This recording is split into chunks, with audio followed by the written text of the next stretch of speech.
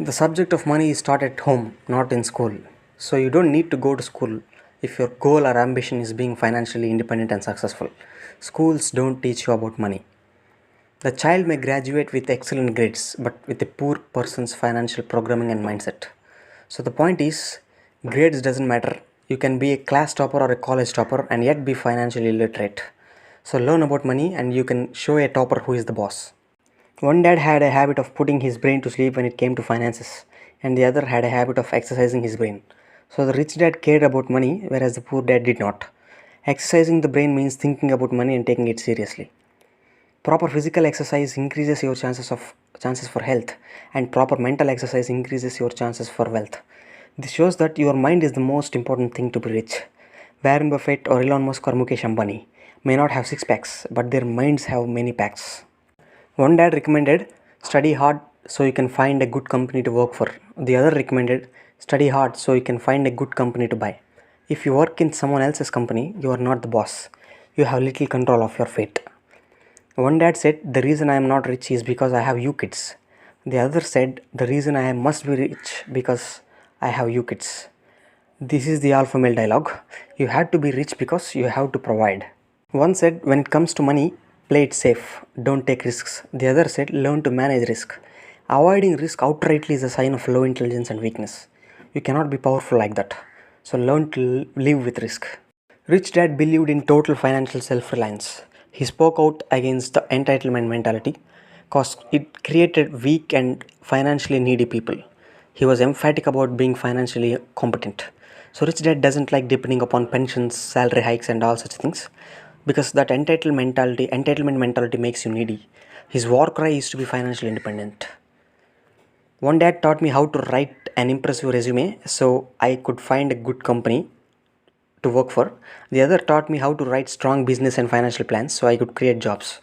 If you want to be an employer for all your life, at the first place, this book is not for you. People really do shape their lives through their thoughts. The Secret, The Power of Subconscious Mind by Joseph Murphy, and Think and Grow Rich by Napoleon Hill. All these famous books emphasize the importance of keeping your thoughts positive and choosing your thoughts carefully. So you have to think what you want to be, thinking how you want to see yourself. So Rich Dad reiterates the importance of thoughts.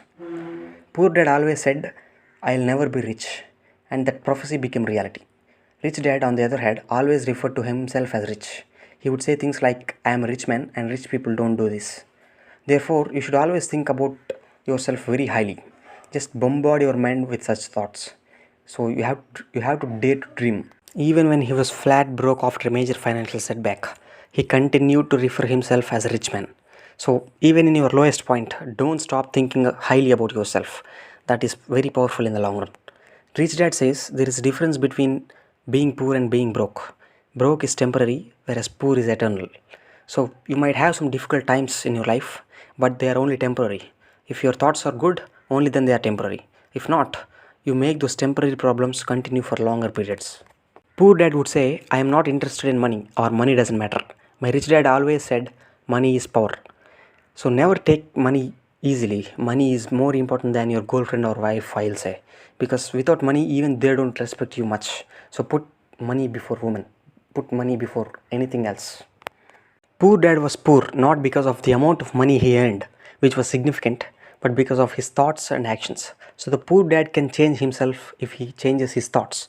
His subconscious mind is programmed to think in a way that is not powerful enough. Rich dad encouraged me to study to be rich, to understand how money works, and to learn how to have it work for me.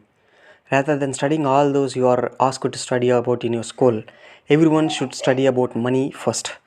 Because end of the day, everyone go to school or college to make money through some job. Money is one form of power, but what is more powerful is financial education. Money comes and goes, but if you have the education about how money works, you can gain power over it and you can begin building wealth. So financial education, that is the key word, that's the key thing required for making money.